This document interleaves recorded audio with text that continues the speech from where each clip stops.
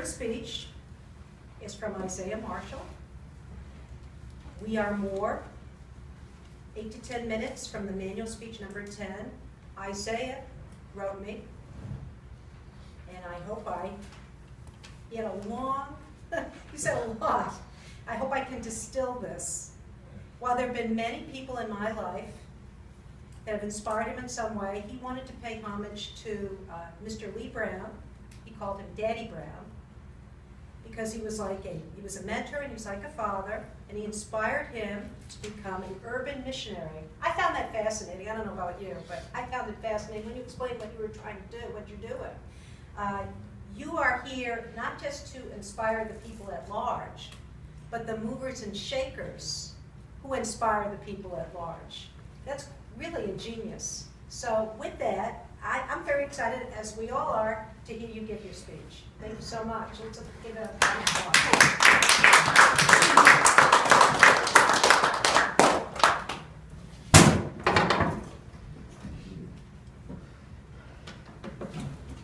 Thank you, Mrs. Toastmaster, fellow Toastmaster, and future guests. There come a time in our lives when we have to answer one simple, but very challenging question. And that question is, who am I? If we're not careful, the world will try to answer this question for us, oftentimes giving us the wrong answers. Until we are able to answer this question for ourselves, we will continue to accept the answers in which the world gives us. There are many voices that we hear throughout our lives. It appears to me that the voices in the world that tells us that we're not good enough and those negative things that leaves us wounded are louder than the voices that tells us we are good enough.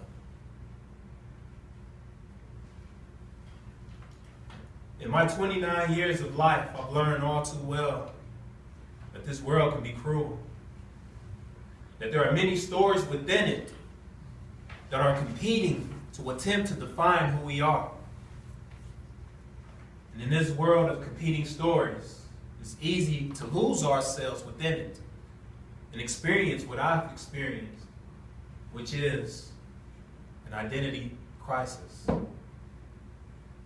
Attempting to define myself in that which I was good at.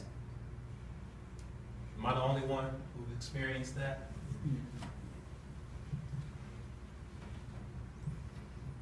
Oftentimes we turn on the television and see professional athletes being idolized and praised and glorified. And I thought that's what I wanted. If people are not praising me, then I'm not doing something right. If people are not glorifying me or affirming me, then I'm not living.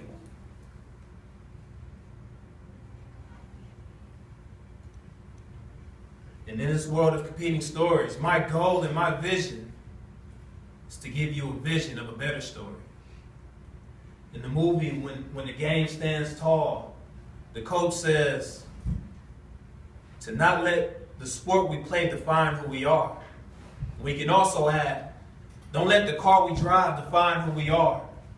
Don't let the house we live in define who we are. Don't let our career define who we are, or how much money we make define who we are. But let the life you live do that. And over the years, I've searched and had to discover exactly who I am.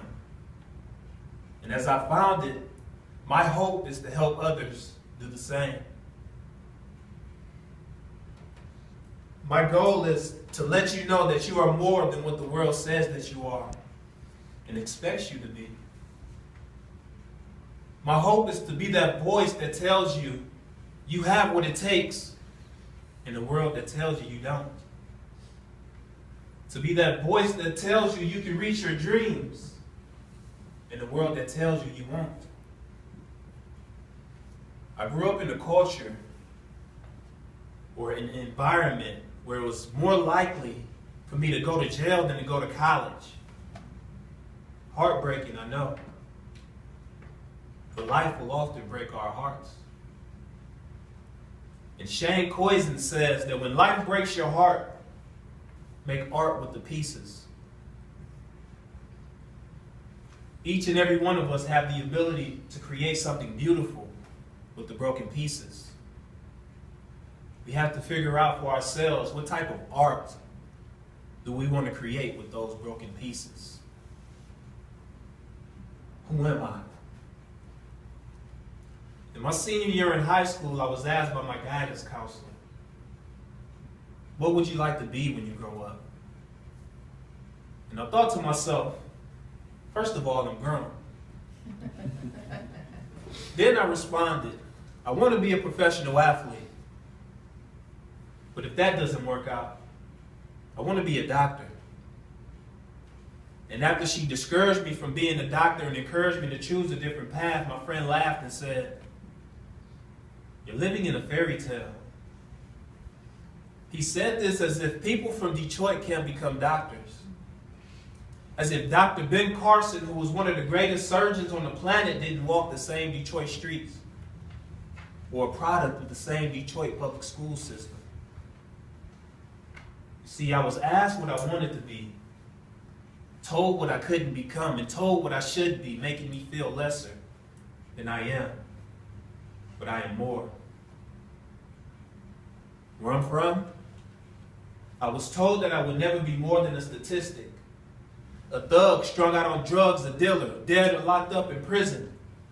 Well, the fact that I hate math made me more driven to add who God created me to be and subtract who the culture says that I am, equaling a confusing equation. Craving the answer to one of life's most challenging questions. Who am I? We live in a world with competing stories. And from the time of my youth, it has been putting the dreamer to bed like a story read to a child. Then the dreamer in me awakes in a confused state because the stories are playing tug of war with my heart. Who am I? I was told because I was fast, I was an athlete. I was told because of my looks, I was ugly. I was told that because of an absent father, that absent I would be. I was told that because I grew up in it, that I will always live in poverty. And because it was so normal for us all, I was told that the inner city of Detroit is all there is and all there would ever be. I was told that I was stupid, young and clueless, wounded from the stories I was told, paralyzed by the world's control. I believed in the stories I was told. But I am more. Most of the stories I was told were lies. My true self was veiled by the world's standards, by the American dream we are fed to digest like our daily bread. I am not what they want me to be. I am not who they told me I am. Who am I? I am smart, I am brilliant, creative, and resilient. I am a husband, a father, I am a man. And like the little engine that could, I can do all things through him who strengthens me.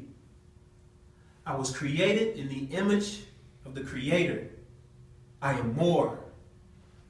I am more than the world's standards.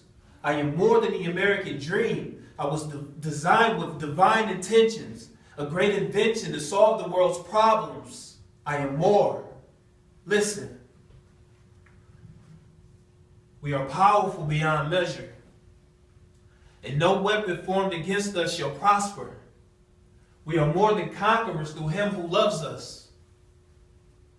And our worth is not in this world, but in him who created this world. I repeat, our worth is not in this world, but in him who created this world. You are beautiful. True beauty the world ignores. True beauty should be adored because I am, you are, we are more. Thank you.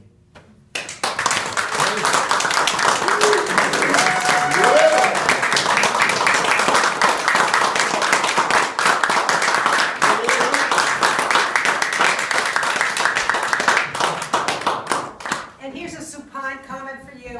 He's only 29. We'll have to get our autographs now. Actually, I think Reverend Martin Luther King, I don't